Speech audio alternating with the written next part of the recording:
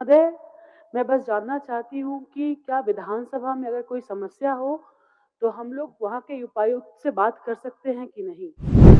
क्योंकि अभी एक समस्या इमरजेंसी था अध्यक्ष महोदय, तो हमने उनसे बात की। वो फ़ोन पर ही चिल्लाने लगी और हमें हमारा दायरा बताने लगी कि वो उपायुक्त हैं और हम विधानसभा की बातों में हम नहीं इस तरह से हस्तक्षेप नहीं कर सकते। माननीय सदस्य ने जो सवाल उठाया है, ये सवाल बहुत गंभीर है और इस गंभीर सवाल पर सदन को एक गंभीर निर्णय लेने की आवश्यकता है। इतना उदंड अगर उपायुक्त हो या सेक्रेटरी हो या कार्य प्रणाली के कोई भी अधिकारी हो, ये लोकतंत्र हत्या हो जाएगी। इसलिए आपसे आग्रह है कि इसका एक गंभीर निर्णय सदन के थ्रू सरकार को लेने की आवश्यकता है। ठीक, मैं अनुरोध करता हूँ। ठीक। श्वेता जी कुछ सूचना देना चाह रहे थे, बताइए। महोदय, मैं बस जानना चाहती हूँ कि क्या विधानसभा में अगर कोई समस्या हो, तो हम लोग वहाँ के उपायुक्त से बात कर सकते हैं कि नहीं? क्योंकि अभी एक समस्या इमरजेंसी था अध्यक्ष महोदय, तो हमने उनसे बात की। वो फ़ोन पर ही चिल्लाने लगी और हमें हमारा दायरा बताने लगी कि वो उपायुक्त हैं और हम विधानसभा की बातों में हम नहीं इस तरह से हस्तक्षेप नहीं कर सकते। क्या हमारी कोई गरिमा एक प्रतिनिधि होने के नाते है या नहीं? और अगर कोई विधानसभा सभा में समस्या हो, तो क्या हमें यहाँ ही बात करना होगा या सचिव से बात करना होगा? क्या उपायुक्त इसके लिए जवाबदेह हैं कि नहीं? संसदीय कार्य मंत्री जब भाषण देंगे जी। उस समय ये दायरा आपको बता देंगे। जी, जी। अब सभा की सहमति हो तो सदन की कार्रवाई सभा समाप्ति तक बढ़ाई जाए। बोलिए राजेश, कंक्लूड करने दीजिए महोदय। आप बोलिए, क्योंकि आप बोलिए ना, वो बोलेंगे। अध्यक्ष महोदय, विशेष अधिकार का आप बस एक बार वो करते, क्योंकि ये सही नहीं है अध्यक्ष महोदय। इस तरीके से आपके आसन से मैं आपको लिखित रूप में भी इसको दे दूंगी अध्यक्ष महोदय। चलिए, आप क्या बोल रहे थे? बोलना ये चाह रहा था, माननीय सदस्य ने जो सवाल उठाया है, ये सवाल बहुत गंभीर है और इस गंभीर सवाल पर सदन को एक गंभीर निर्णय लेने की आवश्यकता है। इतना उदंड अगर उपायुक्त हो या सेक्रेटरी हो या कार्य प्रणाली के कोई भी अधिकारी हो, ये लोकतंत्र हत्या हो जाएगी। इसलिए आपसे आग्रह है कि इसका एक गंभीर निर्णय सदन के थ्रू सरकार को लेने की आवश्यकता है। ठीक, मैं अनुरोध करता हूँ। ठीक, ठीक। माननीय राजेश जी। अध्यक्ष महोदय, मैं कह रहा था कि मैंने कुछ दूसरे राज्य के बजट को भी थोड़ा अध्ययन करने का प्रयास किया था।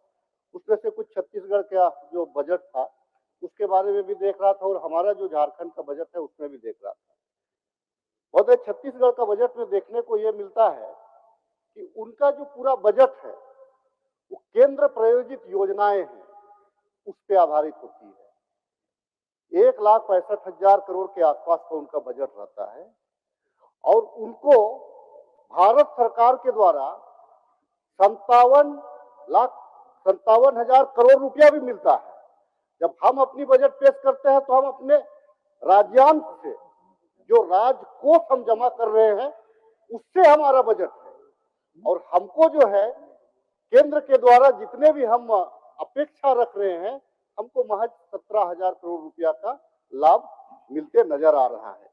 तो ये अंतर है केंद्र में बैठी हुई भाजपा सरकार और जहां उसकी सरकार नहीं है वहां जो उनका पक्षपातपूर्ण रवैया है वो दर्शाता है। महोदय, क्योंकि इतना संक्षेप में आपने बोला कि मैं अब क्योंकि समय भी हो गया, क्या बोलूं क्या ना बोलूं, इतना जरूर बोलूंगा महोदय कि पहली बार टूरिस्ट प्लेस हम फोकस ज्यादा कर रहे हैं। इससे हमारा राजस्व को ज्यादा बढ़ेगा, रोजगार भी सृजन होगा, क्योंकि हम तमाम युवाओं को रोजगार तो नहीं दे सकते लेकिन हम उनको व्यवसाय के माध्यम से जोड़ सकते हैं जो आने वाले दिनों में राज्य के जो युवा हैं वो आत्मनिर्भर बनेंगे। उसी प्रकार से महोदय जो हम हेलीकॉप्टर का जो जिस प्रकार से एयर एम्बुलेंस हम किए, अब हम टूरिस्ट के लिए भी हम हेलीकॉप्टर की व्यवस्था कर रहे हैं। निश्चित तौर से इस दिशा में एक सराहनीय कदम है महोदय और सरकार की योजनाएं तो बहुत सारी है। चाहे अबुआ आवास हो, मैया सम्मान हो या छात्रवृत्ति योजना हो या जितने भी योजनाएं चल रहे हैं, हम उन योजनाओं को भली भांति पूर्ण करेंगे और बेहतर कल का निर्माण करेंगे। इसी आशा उम्मीद के साथ आपने बोलने का अवसर दिया महोदय। इस आशा विश्वास के साथ कि आने वाला जो कल होगा वो झारखंड वासियों का होगा, आने वाला कल होगा वो झारखंड के युवाओं का होगा। इसी बात के साथ अपनी बातों को समाप्त करने से पहले मैं पुनः आदरणीय मुख्यमंत्री जी, आदरणीय वित्त मंत्री जी को बहुत सारी बधाई, बहुत सारी शुभकामना देते हुए अपनी बातों को समाप्त सरकार करता का हूं। उत्तर। धन्यवाद। सरकार का उत्तर माननीय मंत्री जी। वो बोलेंगे तो बोलेंगे, आसन से निर्देश हो गया है, उस विषय पर वो बोलेंगे। ठीक है, बोलेंगे। उसके बाद आप लोगों को जैसा इच्छा लिख के दे सकते हैं। एकदम नियमानुसार कार्रवाई होगी, आप निश्चिंत रहिए। महोदय, सबसे पहले इसके पूर्व की हम बजट के संदर्भ में दो दिवस की हुई चर्चा पर सरकार का पक्ष रखे, उत्तर रखे। मैं माननीय सदस्य की सूचना को ग्रहण करता हूं। ये लोकतांत्रिक व्यवस्था है महोदय, और सदन के जो हमारे सदस्य हैं उनका एक विशेषाधिकार भी। इसलिए मैं तो आपसे आग्रह करूंगा कि ये संभव है, जैसा कि आपके बातों से लगा कि आप हर्ट हुई हैं डीसी बोकारो के साथ जो बात हुई है, लेकिन महोदय जो संसदीय अनुभव है उसके आधार पर हम अपने माननीय सदस्य को ये कहना चाहेंगे कि आप भरोसा रखें, हेमंत सोरेन जी की सरकार अब न सिर्फ पक्ष या विपक्ष, माननीय सदस्यों और हमारा जो आसन है वो भी इतना गंभीर है कि हम अपने पक्ष विपक्ष के सदस्यों का जो विशेषाधिकार है उसकी रक्षा हम करेंगे। हम व्यक्तिगत रूप से बात करें। महोदय, जैसा कि विगत 3 तारीख को माननीय मुख्यमंत्री श्री हेमंत सोरेन जी के नेतृत्व में इंडिया गठबंधन की सरकार वर्ष 2025-26 वित्तीय वर्ष का 1,45,400 करोड़ रुपए का बजट सदन में प्रस्तुत किया था। 2 दिन इस पर चर्चा हुई।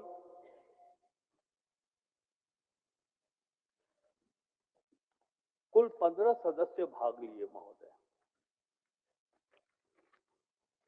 मान्यवर श्री हेमलाल मुर्मू जी, मान्यवर श्री बाबूलाल मरांडी जी, मान्यवर श्री रामेश्वर उरांव जी, मान्यवर श्री सुरेश पासवान जी, मान्यवर श्री अरूप चटर्जी जी, मान्यवर श्री अनंत प्रताप देव जी, मान्यवर श्री समीर कुमार मोहंती जी, माननीय डॉक्टर नीरा यादव जी, मान्यवर श्री प्रदीप यादव जी, मान्यवर श्री सरयू राय जी, मान्यवर श्री जयराम महतो जी, मान्यवर श्री जनार्दन पासवान जी, मान्यवर श्री निर्मल महतो जी, मान्यवर श्री जगत मांझी जी और मान्यवर श्री राजेश कच्छप जी। अच्छे सुझाव भी आए हैं। विपक्ष की ओर से कुछ आपत्तियां भी दर्ज की गई हैं और कुछ ऐसे बिंदुओं की चर्चा की है। मैं समझता हूं कि बजट जब सदन में आता है और उस पर चर्चा होती है तो बजट पर कोई राजनीति की गुंजाइश नहीं रह जाती है। क्यों नहीं रह जाती है महोदय? इसलिए कि 3.5 करोड़ जनता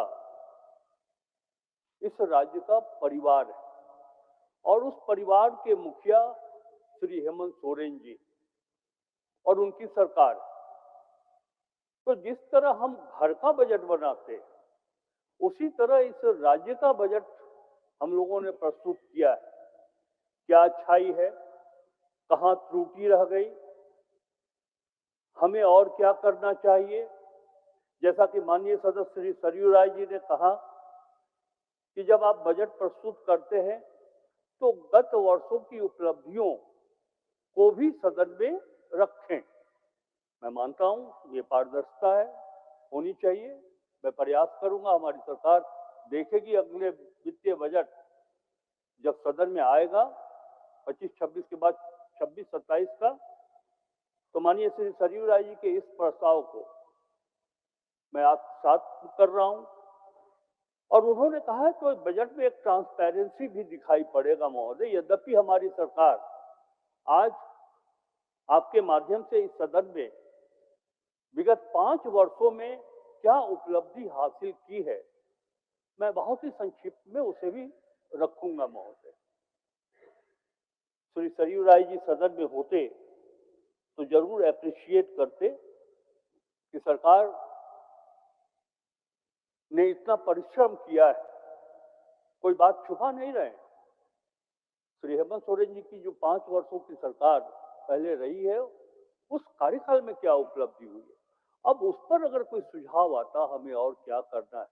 मैं समझता हूं कि विपक्ष की ओर से अगर ये सहयोग मिलता तो राज्य सरकार का जो ये बजट, उसमें एक पारदर्शिता दिखाई पड़ती, हम अपने त्रुटियों को दूर करते। महोदय मैं बधाई देता हूं, मैंने लगभग 36-37 बजट को देखा है महोदय। 36-37 इसलिए मैं बोल रहा हूं कि कुछ कालखंड में मैं सदन का हिस्सा नहीं हुआ था, लेकिन ये पहला अवसर है। माननीय मुख्यमंत्री जी श्री हेमंत सोरेन जी ने जो बजट प्रस्तुत किया 25-26 का,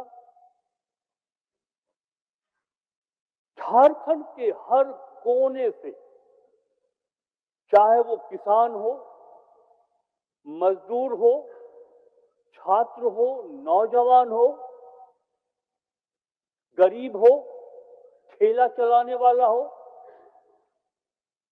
सड़कों के बगल में दुकान लगाने वाला हो, व्यवसायी वर्ग हो, या फिर झारखंड चेंबर ऑफ कॉमर्स हो, सभी लोगों ने इस बजट की सराहना की है महोदय। मैं इस सदन के माध्यम से, सरकार के माध्यम से इन सभी लोगों को और विशेषकर चेंबर ऑफ कॉमर्स को बधाई देता हूं, उनके प्रति आभार व्यक्त करता हूं जिन्होंने मुख्यमंत्री श्री हेमंत सोरेन जी के इस बजट का आभार किया है महोदय। उनके द्वारा जो आभार व्यक्त किया गया वो समाचार पत्रों में भी प्रकाशित हुआ है महोदय। इसी आधार पर मैं ये बात कह रहा हूं। इसके पहले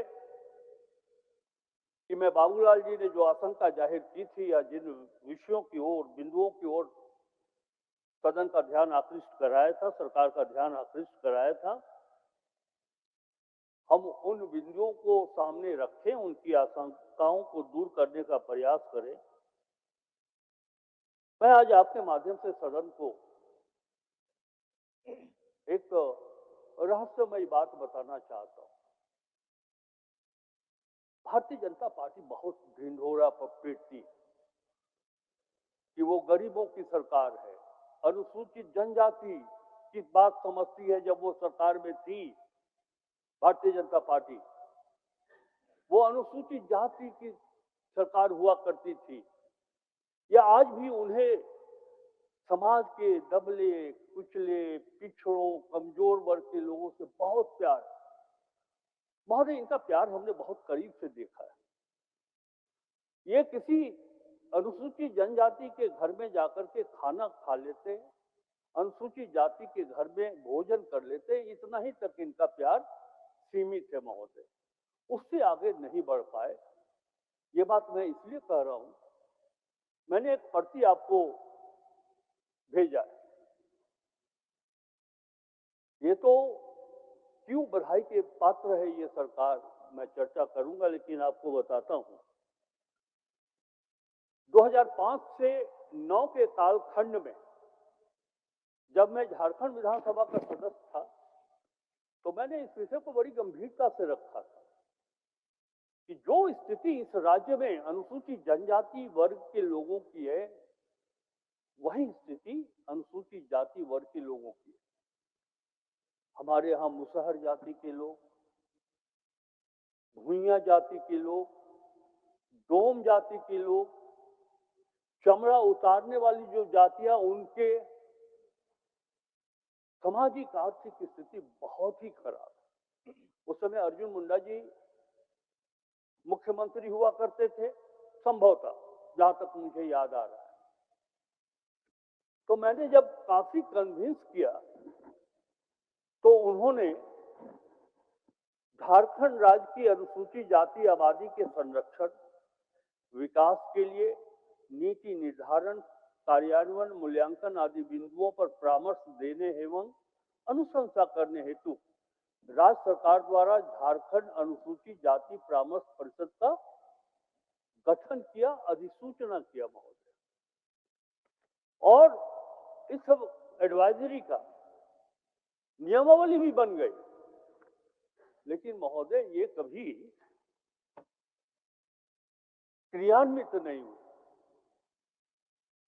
उनके द्वारा एससी एडवाइजरी काउंसिल का गठन किया गया, वो सिर्फ संचिका में रही। मैंने उनसे पूछा कि क्यों नहीं आप इसको एक ऑफिस का दर्जा देते हैं। वो कालखंड समाप्त हुआ, उन्होंने नहीं दिया। उसके बाद 2014 से लेकर 2019 तक रघुवर दास जी मुख्यमंत्री बने, भारतीय जनता पार्टी एनडीए की सरकार थी। उनसे हमने कई बार कहा कि इस राज्य के 14% अनुसूचित जाति के लिए शेड्यूल कास्ट एडवाइजरी काउंसिल बन चुका है, उसको एक्टिवेट करने की जरूरत है। लेकिन जानबूझकर दबाते रहे। मैं क्यों नहीं मानूं, झारखंड के 14% अनुसूचित जाति ये बात क्यों नहीं माने कि भारतीय जनता पार्टी कभी नहीं चाहती थी कि अनुसूचित जाति का विकास हो, अनुसूचित जाति के लोग आगे बढ़े। यदि मानी होती तो ये ऑफिस एक्टिवेट हो गया रहता। और ये कैसे फिर से बजट में आया है, जब इस विषय पर मैंने माननीय मुख्यमंत्री श्री हेमंत सोरेन जी का ध्यान आकृष्ट किया, कांग्रेस के अपने केंद्रीय नेता मल्लिकार्जुन खड़गे जी, राहुल गांधी जी तक की बात पहुंची, तो एक बात तय हुई हमारे कांग्रेस के साथी, जेएमएम के साथी, आरजेडी के साथी। सभी लोगों ने कहा कि साहब ये परिषद का तो गठन होना चाहिए। और मुख्यमंत्री जी ने चिंता व्यक्त करते हुए कहा कि जिस परिषद का गठन 2008 में हो चुका है, तो क्या उन लोगों ने अनुसूचित जाति के लोगों को ठगने का काम किया है? मैं पूरे राज्य की जनता के साथ साथ इस संबोधन के माध्यम से और विशेषकर राज्य के 14% अनुसूचित जाति के समुदाय के जो लोग हैं, उनकी ओर से मैं माननीय मुख्यमंत्री जी और जो हमारे सहयोगी दल हैं, उनके सभी नेताओं के प्रति आभार व्यक्त करते हैं कि इतना संवेदनशील निर्णय आप लोगों ने लिया। इस बात का उल्लेख मैं इसलिए करना चाहता था, और इसकी एक कॉपी मैंने आपको प्रेषित भी कर दिया, मैंने दिखा भी दिया था कि क्या इनकी नीयत क्या है। आप कुछ बोलना चाहते हैं? बोलिए।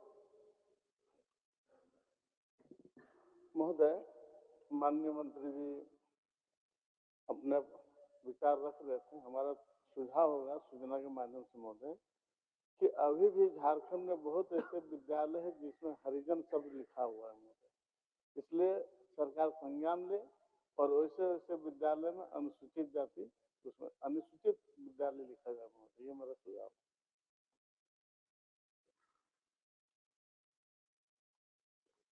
वैसे व्यक्तिगत रूप से तो मुझे हरि का जन कहलाना ज्यादा अच्छा लगता है, लेकिन किसी स्तर पर चाहे वो भारत सरकार हो या राज्य सरकार हो, किसी स्तर पर यह निर्णय लिया गया हो कि हरिजन शब्द का प्रयोग करना उचित नहीं है, तब तो आप एकदम इत्मीनान रखें कि जहाँ पे हरिजन विद्यालय लिखा हुआ है तो वहाँ पे हमारी सरकार, श्री हेमंत सोरेन जी की सरकार, वहाँ हरिजन जाति के जगह पे अनुसूचित जाति जो है सो लिखेगी। महोदय, बाबूलाल जी की बड़ी चिंता थी कि आपने पीयूष मिश्रा जी की कविता का जो है सो उद्धृत किया है कविता को इस बजट भाषण में। उन्होंने कहा कि पीयूष मिश्रा कौन है। शायद उनके कहने का आशय था कि धनबाद की जो आपराधिक संस्कृति, मैं पूरे धनबाद को नहीं कह रहा हूं, जो धनबाद में वैसे लोग जिनकी संस्कृति आपराधिक है, वहीं से उपजे हुए कोई पीयूष मिश्रा होंगे। मैं बता दूं, नहीं है सदन में, पीयूष मिश्रा जी एक बड़े अभिनेता हैं, संगीतकार हैं, नाटककार हैं, कई गीत उन्होंने लिखे हैं। ये उनकी ही लिखी हुई कविता है। ग्वालियर में उनका जन्म हुआ था और वो आज देश में एक पहचान रखते हैं।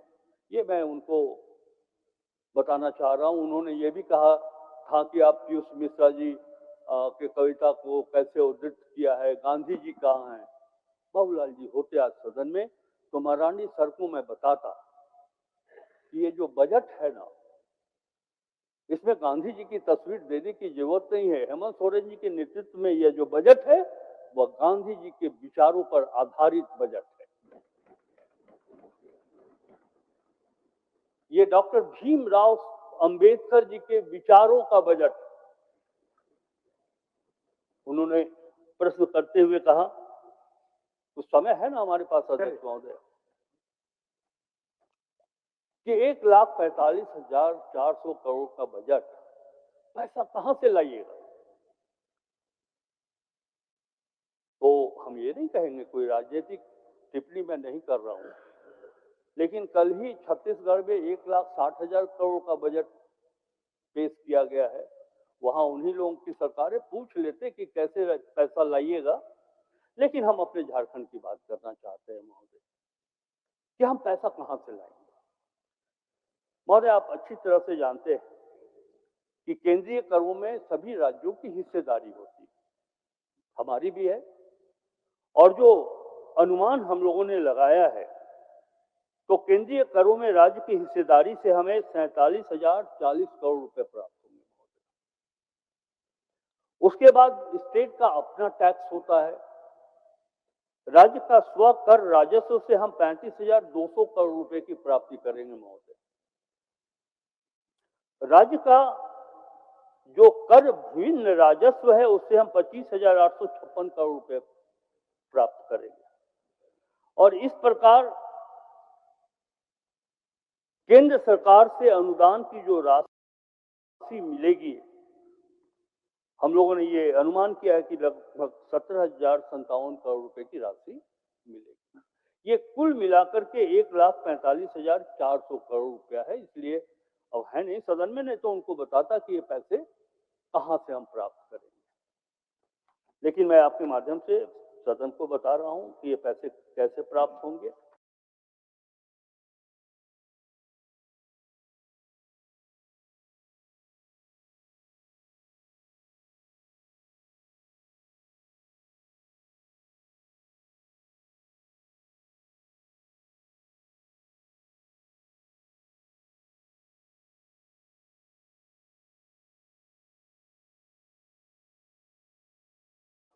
राशि की कोई कमी नहीं होगी। और महोदय, हमारा स्टेट ओन टैक्स हम प्रति वर्ष बढ़ रहे हैं। बहुत आंकड़ों में मैं नहीं जाना चाहता, लेकिन अगर 2-3 वर्षों पीछे की बात करेंगे तो आप देखेंगे कि स्टेट ओन टैक्स जो हमारा कलेक्शन है, जो हमारा टारगेट है, उसमें वृद्धि हुई है महोदय। महोदय, उन्होंने एक चिंता ये भी व्यक्त की कि राज्य का राजस्व, रेवेन्यू कलेक्शन की स्थिति बहुत ही खराब है। मैं फिर कह रहा हूं, काश कहीं सुन रहे हो तो उन्हें अच्छा लगेगा सच्चाई जानकर कि 2019-20 में जब से वित्त मंत्री के रूप में प्रभार ग्रहण किया है, मैं बार बार कहता हूं, सार्वजनिक तौर पे भी, मीडिया के सामने भी, हमारे जो पॉलिटिकल कॉलीग हैं उनके सामने भी मैं ये बात कहता हूं कि देखिए ये 5वां वर्ष, हर 5वां वर्ष झारखंड का चुनावी वर्ष होता है, लोकसभा और विधानसभा का चुनाव राज्य को देखना होता है और उसके कारण जो आदर्श आचार संहिता लागू होता है 5-6 महीने काम करने की स्थिति में मॉडल कोर्ट के कारण काम बाधित हो जाता है। इसके बाद भी महोदय हम उनके 5 वर्षों का यानी कि 19-20 और हम अपने 5 वर्षों का यानी कि 24-25 की तुलना करते हैं। उन्होंने संपूर्ण वित्तीय वर्ष में जो रेवेन्यू कलेक्शन का फिगर उनका था महोदय, वो 75.75% 19-20 में हुआ और हम लोगों ने सिर्फ जनवरी महीने तक, अभी फरवरी और 2 मार्च तो अभी पूरा हुआ नहीं है, ये 2 महीने का हमारे पास फिगर नहीं है, लेकिन जनवरी 2025 तक जो रेवेन्यू कलेक्शन इस स्टेट का हुआ है वो 65.54% हुआ है। महोदय, मैं आपके माध्यम से अब सदन के सदस्यों को ये बताना चाहता हूं कि आपकी सरकार इतनी मजबूत है कि उन्होंने जो 19-20 में 75.75% ग्रहण किया था, राशि संग्रहण किया था, हेमंत सोरेन की सरकार 31 मार्च आने दीजिए, कम से कम 80 से 85% रेवेन्यू कलेक्शन इस सरकार का होगा। ये हम आप सदन के माध्यम से हम आपको विश्वास दिलाते हैं। महोदय, एक बात मैं कल बाबूलाल जी या अन्य विपक्ष के सदस्य ये चर्चा कर रहे थे कि दूसरे विभागों से पैसा आपने काट लिया और मैया समान योजना में लगा दिया, और मैं प्रारंभ से इस बात को कहते आ रहा हूं कि झारखंड जब से बना था 20 वर्षों में इंफ्रास्ट्रक्चर के नाम पर बहुत पैसे खर्च हुए, लेकिन सोशल सेक्टर में सामाजिक आर्थिक उत्थान के लिए पैसे खर्च नहीं हुए। और एक बात कि जो पैसे कटौती हुए हैं किसी विभाग में, कितना हुआ है वो भी मैं बताऊंगा, लेकिन जो पैसे कटौती हुए हैं महोदय और जिन विभागों को दिए गए हैं, मैया सम्मान योजना पर उन पैसों को नहीं खर्च किया गया है।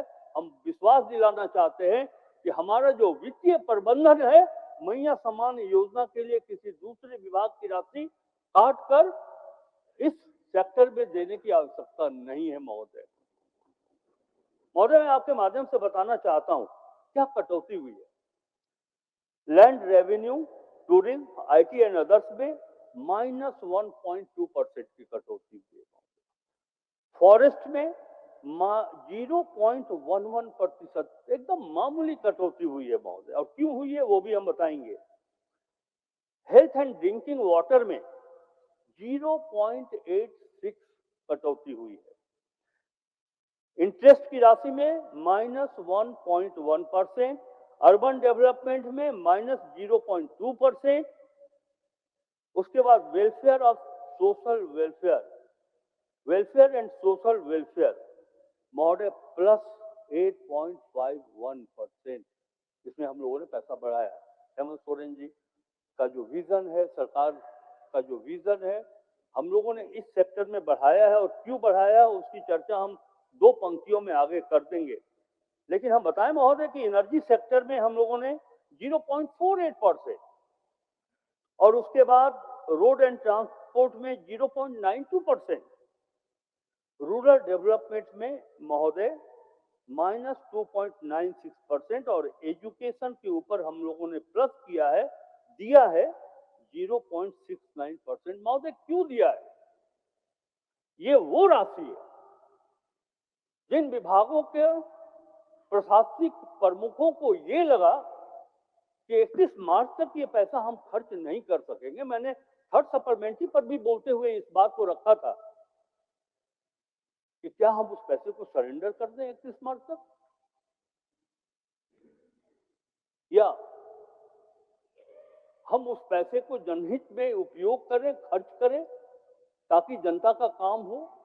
ये जो मामूली कटौती हुई है सर, हमारी सरकार ने उस विभाग को दिया है जिसे ये पूरा विश्वास है कि 31 मार्च के पहले तक ये राशि हम खर्च कर लेंगे। बाबूलाल मरांडी जी ने कहा, सर उसके बारे में हम आपको बताना चाहेंगे कि बहुत पैसा मिला है।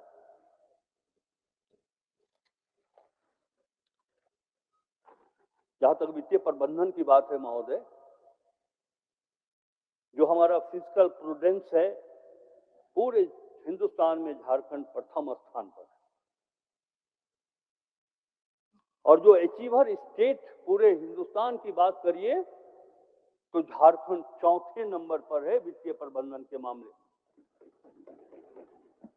और आपने कहा कि हम भारत सरकार से पैसा देते हैं और कुछ खर्च नहीं होता है।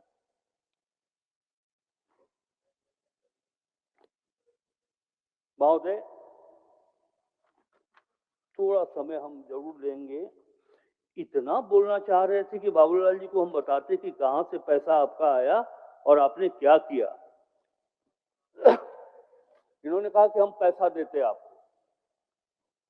पैसा झारखंड को भीख में नहीं देते, या हिंदुस्तान के किसी राज्य में केंद्रीय करों में जो राज्यों की हिस्सेदारी होती है वो भीख में नहीं मिलती है।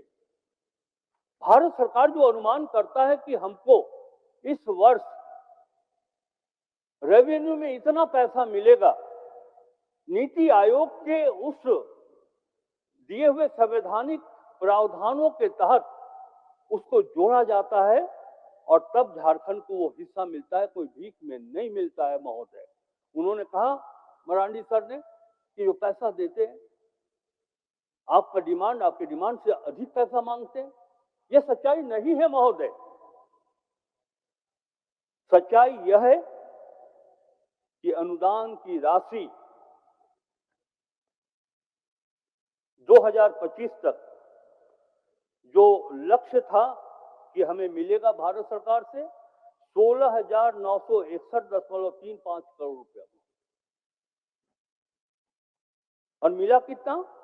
5,736.27 करोड़ रुपए महोदय। ग्रांट इन एड्स में 11,225.08 करोड़ रुपया झारखंड को नहीं मिला। और बाबूलाल सर बोल रहे थे कि पैसा देते हैं। हालांकि एक चीज उन्होंने अच्छी बात कही कि देखिए, मैं इकोनॉमिक्स का बहुत जानकार तो नहीं, बहुत जानकार तो मैं भी नहीं हूं, लेकिन इसका अर्थ यह है कि जो सच्चाई है वो बात रखनी चाहिए महोदय।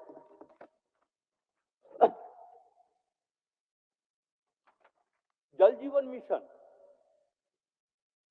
भारत सरकार की योजना है। आधी राशि झारखंड सरकार देती है, आधी राशि केंद्र सरकार देती है महोदय। जल जीवन मिशन जब से चला है तब से 97,000 योजना, छोटी योजना, मध्यम योजना या बड़ी पाइपलाइन की योजना ली गई है। और इस वित्तीय वर्ष में केंद्र का अंश और राज्य का अंश मिलाकर के 12,000 करोड़ रुपए की आवश्यकता है महोदय। हेमंत सोरेन जी की सरकार अपने राज्यांश 6,000 करोड़ रुपए लेकर बैठी हुई है। भारत सरकार 6,000 अपना अनुदान आज तक झारखंड को नहीं दिया है। ये सच्चाई है। जो पानी के लिए आप चिल्लाते हैं, बोलते हैं कि पानी नहीं है, अगर बाबूलाल जी होते तो मैं उनसे कहता कि सर ये 6,000 करोड़ रुपया उपलब्ध तो करा दीजिए केंद्र सरकार से। और ये बात मैं राधा कृष्ण किशोर जब बोलता है सर, या फिर श्री हेमंत सोरेन जी की सरकार के कोई भी मंत्री, कोई भी विधायक बोलते हैं तो बहुत ही आधिकारिक रूप से बोलते हैं, बड़ी गंभीरता और संजीदगी के साथ बोलते हैं। बहुत पैसा दिया, और ये राशि मैं ये भी कह रहा हूं सर कि ये धीरे धीरे कम हो रहा है। अनुदान की राशि 2019-20 में 12,302 करोड़ रुपया मिला था, 2020-21 में 11,993 हो गया, 2021-22 में घटकर 10,893 हो गया महोदय।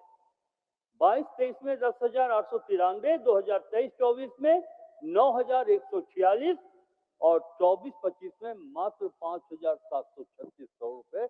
इसलिए मैं बतला रहा हूं कि जो हमारा हक है, भारत सरकार ने 19-20 से धीरे धीरे कटौती करना शुरू कर दिया। महोदय, बहुत इनको तकलीफ है गरीबों के प्रति और मजदूरों के प्रति, दिव्यांग के प्रति, विधवा के प्रति। कहीं भी अगर लॉबी में भी बैठकर सुन रहे होंगे तो झारखंड सरकार की इस बात को जरूर सुनिए कि इंदिरा गांधी राष्ट्रीय वृद्धावस्था पेंशन, इंदिरा गांधी राष्ट्रीय विधवा पेंशन, इंदिरा गांधी दिव्यांग पेंशन, राष्ट्रीय परिवार हित लाभ योजना के अंतर्गत 1,41 करोड़ रुपया अक्टूबर से झारखंड को नहीं मिला है, जिसका परिणाम यह है कि हमारे गरीब माता विकलांग जो भी हैं उनको ये राशि का भुगतान अक्टूबर महीना से बंद है। बाबूलाल सर ने कहा कि पैसा देते हैं, खर्च नहीं करते। महोदय,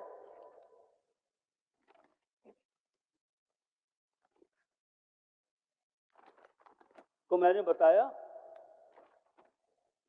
और एक मनरेगा के बारे में बताना चाहूंगा कि इसी तरह मनरेगा में 2 हेड होता है महोदय। एक होता है मटेरियल और एक हेड होता है मजदूरों की मजदूरी।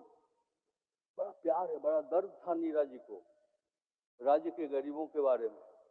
हाथी उड़ाने की बात कर रही थी, उनका उड़ाया हुआ हाथी कहाँ है वो मैं बताता हूं सर, बस सिर्फ आसन से 5 मिनट का समय और लूंगा। जो मटेरियल है जिसमें लगभग 600 करोड़ रुपया हमको मिलना था महोदय, ये पैसा नहीं मिला है। हमारी ग्रामीण विकास मंत्री यहां बैठी हुई है, मैं समझता हूं कि मैं सही कह रहा हूं।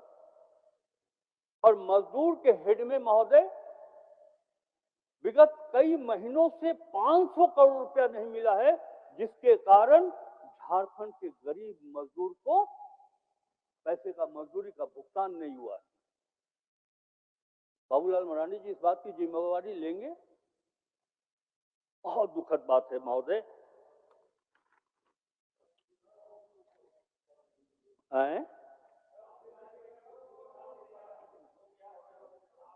खत्म कर दे।